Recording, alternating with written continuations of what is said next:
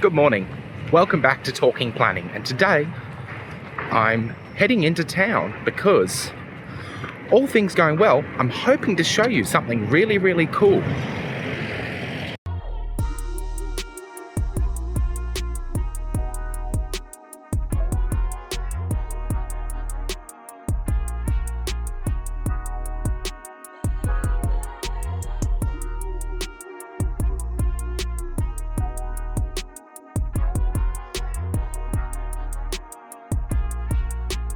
This is Talking Planning.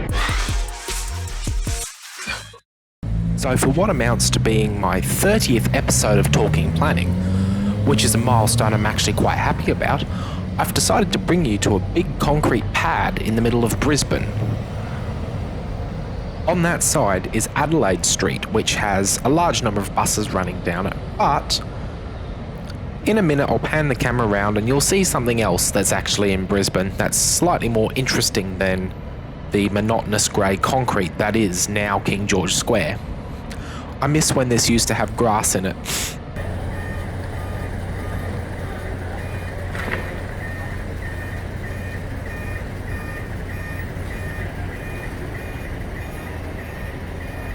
Alright, good morning. I just got myself a coffee and I'm heading down back to King George Square now, where I'm hoping to show you what I've been planning, and it's a new heritage bus that's meant to go on display today, which I'm really looking forward to seeing. Apparently it's meant to arrive at 8 o'clock on King George Square, so I'll be keeping an eye out, so hopefully I can see it arrive. See you then.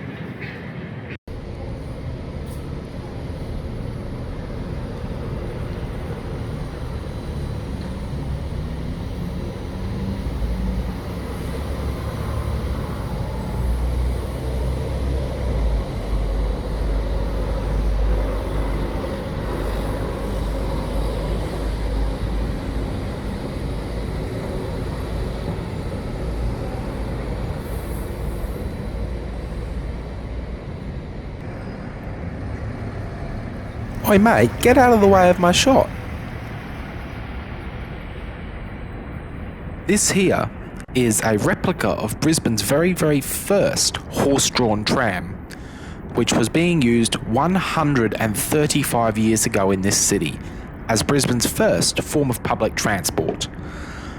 This is actually a replica that has been built by the Ferny Grove Tramway Museum, and today they've decided to bring it into town so we can have a look, instead of just having to look at it at the museum, which I intend to pay a visit soon.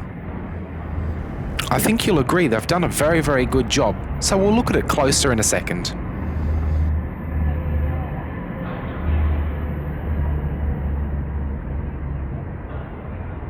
Right, so as you've just seen, I've shown you the tram, which is an old restored horse-drawn tram from Brisbane, and that's cool, but what we're waiting for and what my eyes are on the prize for is the MAN SL200 number 100, which has just recently received a lick of paint and has been restored to the 1985 livery, celebrating 100 years of public transport in Brisbane. And I'm really looking forward to seeing what they've done with that. So keep watching and fingers crossed it arrives soon. That's beautiful.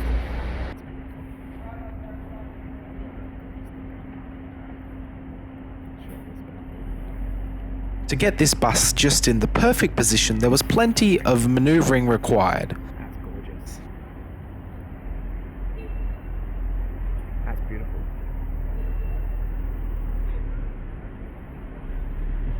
Have a quick watch and just see all the parking and manoeuvring, just to make sure the vehicle's in the perfect position for photos and marketing.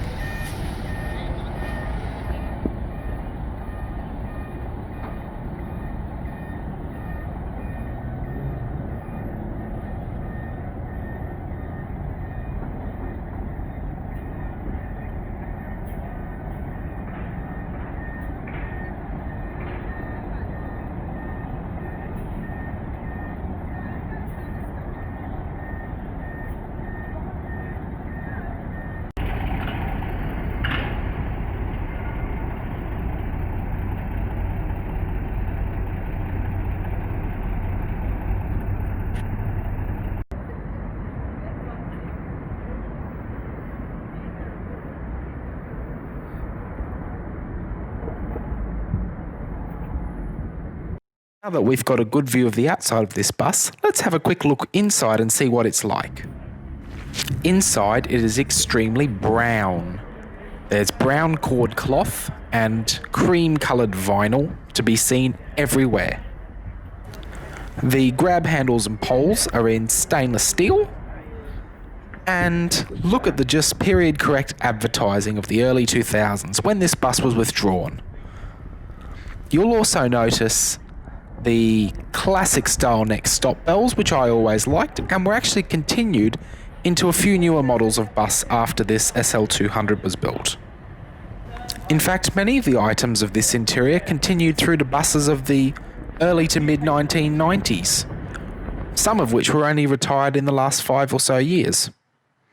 A bus like that one behind me, 100, is just reminds me so much of what it was like catching buses as a kid. I'm sure I caught 100 back in the day when I was 3, 4, 5 travelling with my parents, but I certainly remember catching the other Denning-bodied SL200s as a kid, and they had this sort of cream and brown vinyl interior with this weird sort of cloth, and you couldn't miss it, you couldn't forget it. They were hot because in the middle of summer they didn't have any aircon, and you could at least open the windows, so it was nice like that. But it's a real blast from the past, and it was, reminds me of what travelling on public transport used to be like as a kid. It was pretty cool. I think we miss air conditioning now though, so I'm not necessarily advocating for buses like this to permanently come back, but very, very great to see them preserved.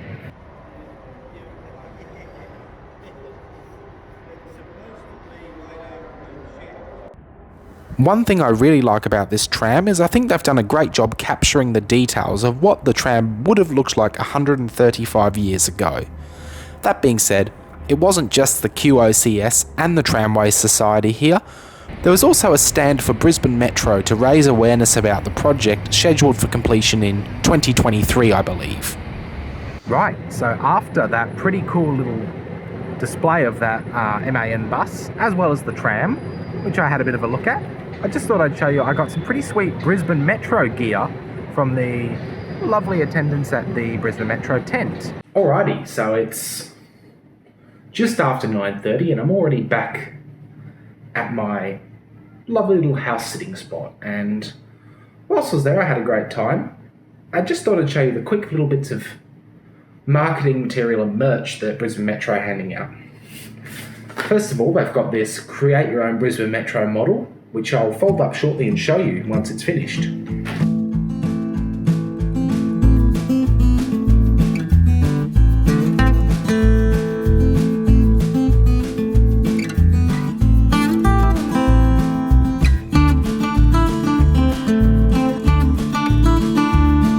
There's a little Brisbane Metro pen, plain and basic, but you can never have too many pens, so that's always great. This is an interesting one too. It is a Brisbane Metro puzzle, and again I'll pop that together shortly so you can see, and I believe it's just a copy of that marketing image, but nonetheless, nice little puzzle. And finally, this handy carry bag, and you can never have enough reusable shopping bags, so it's a handy gift, and tons of space, good size. Overall, a very thoughtful thing. Well, it's been an amazing journey, and it's already been 30 episodes. Quite frankly, I didn't know if this was going to be worth doing. I didn't know if I'd make one video then quit. I also happen to be wearing the same shirt that I wore in the first video, which is good if you're as eager-eyed as some people are at spotting things in videos. But I want to say thanks so much for the support. I didn't think we'd get here. I really didn't know if I'd still be making videos at 30 videos. This isn't the biggest channel out there, no, and I never really intended to be, but I'm glad that there's a few of you who keep watching my stuff regularly, and thank you so much for all your support, and well, I hope to make another 30 videos, at least, who knows. So if you've got some suggestions on what you want to see on this channel going forward, send me some ideas. If you want to jump in on a transport review video one day, let me know. There may be a collab in that, which might be brilliant. So, and if this is the first video you've ever seen from Talking Planning, well, I hope you liked it. Go and check out some of my other stuff. And if you do like it, give those videos a like and consider subscribing to the channel. It would be really helpful, and ring that notification bell so that you don't miss any of my new videos, which I release every Saturday and usually every Tuesday as well. And if I'm feeling really generous, there might be something else in there for the week. Once again, thanks for joining me on Talking Planning. I hope you've enjoyed the first 30 episodes on this channel. Here's to many, many more. Thanks for joining me, and I'll see you next time.